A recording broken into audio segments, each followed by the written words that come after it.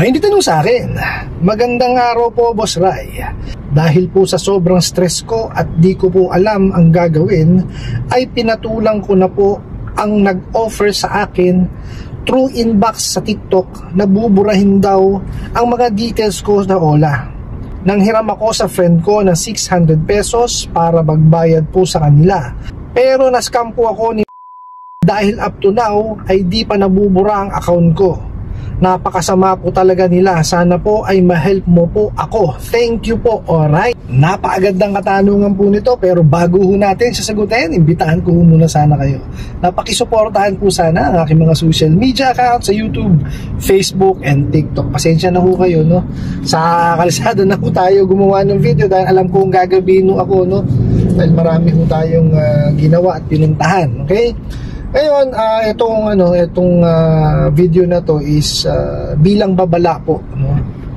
Sa mga nakakahiram dyan sa mga bugok at abusadong online lending apps, dahil nga po, no, ito yung mga nagiging epekto, no, dun sa mga mga pananakot at pangwawalang yaho nila sa atin. Unang-una ho is yung tapal system.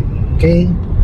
Kasi mangyayari po niyan is pagka nakahiram tayo, no, tayo yan, siyempre ihaharas tayo, di ba? Tatawagan tayo ng madalas, iba-ibang numero, tapos may mensahe tayo, hindi lang ho yun, pati ho yung mga nasa contact details natin na ninakaw nila, i-mensahe niya mga bugok na yan. Okay? So ngayon, siyempre tayo matataranta. Okay? Pag nataranta tayo, mangyayari?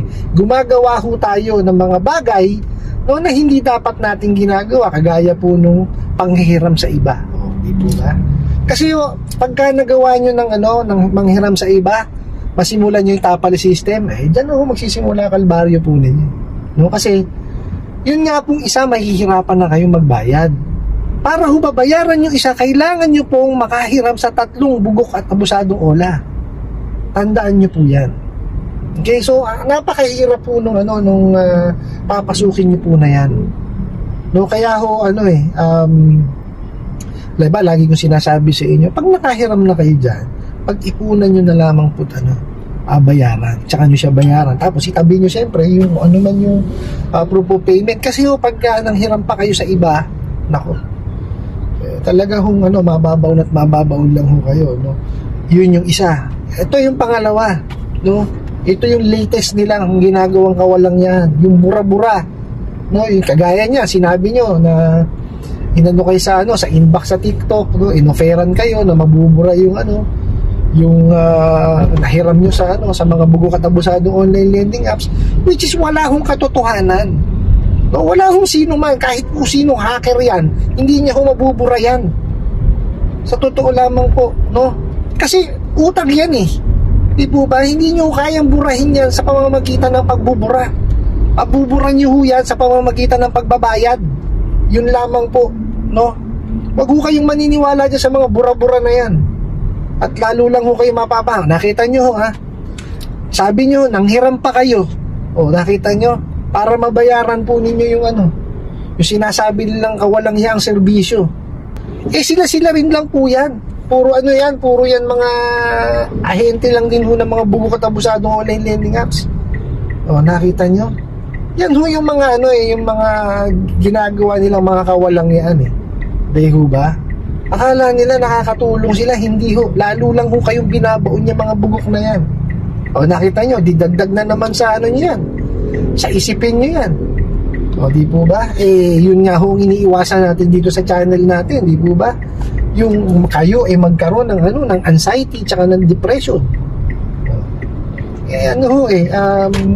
Kaya lang syempre hindi ko naman ho kayo masisi dahil sabi nyo nga stress na ho kayo. Pero sana naman po kumbaga yung mga sinasabi ko po sa aking video kahit papaano isinasabuhay po natin, no? Kasi hindi ko naman ho kumbaga wala ho kong intensyon para kayo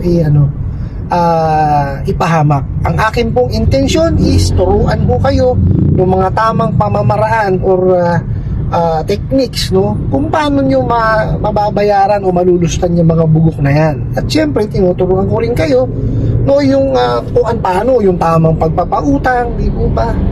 At saka yung siyempre, importante sa lahat is yung batas, no? Na nakakasako po sa pagpapautang, kasi hindi ho basta-basta yan. Kasi akala nila ganun lang ang pagpapautang, di po ba? Hindi ho ganun. Napakarami pong batas ang kanilang talagang sinaway, no? Kasi talagang panluloko ginagawa nila.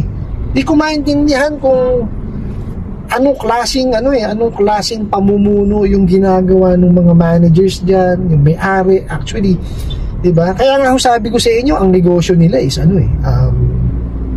yung pagkuha lamang po ng detalye. Tawag dito, i-analyze nyo.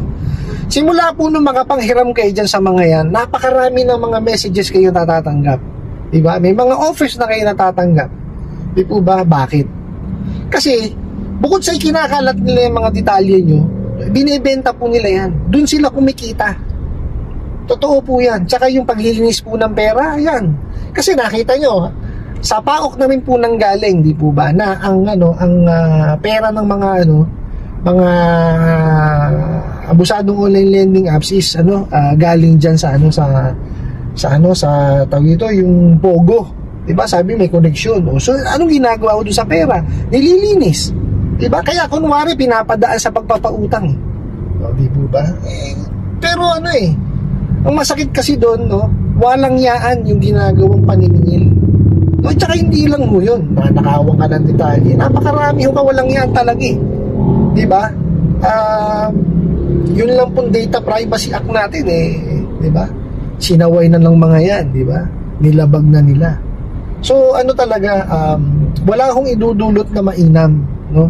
Yung panghihiram po dyan sa mga bugok at abusadong online lending apps.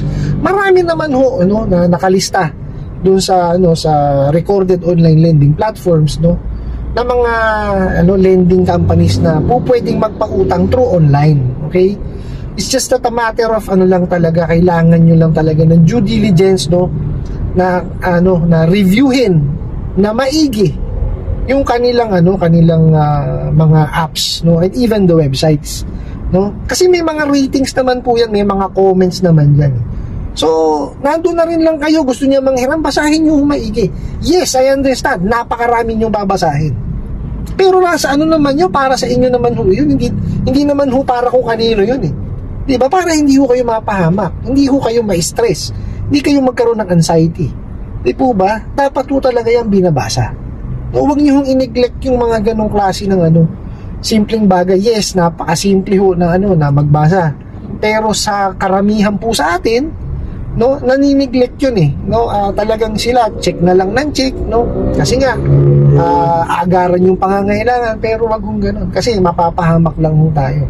Even the terms and condition dapat basahin natin, alamin ho natin ano ba talaga o paano ba talaga magtrabaho itong mga to, ano ba yung mga detalyeng ninanakaw sa inyo, malalaman nyo po kasi doon kaya doon po sa sa nangyayari dito sa sa inyo, kagaya niyan, no, wag nyo na hong papatulan o wag na ho kayong maniniwala sa mga ganyang klaseng sabi-sabi na may makakapagburan yung tawag di detalye nyo. Wala ho.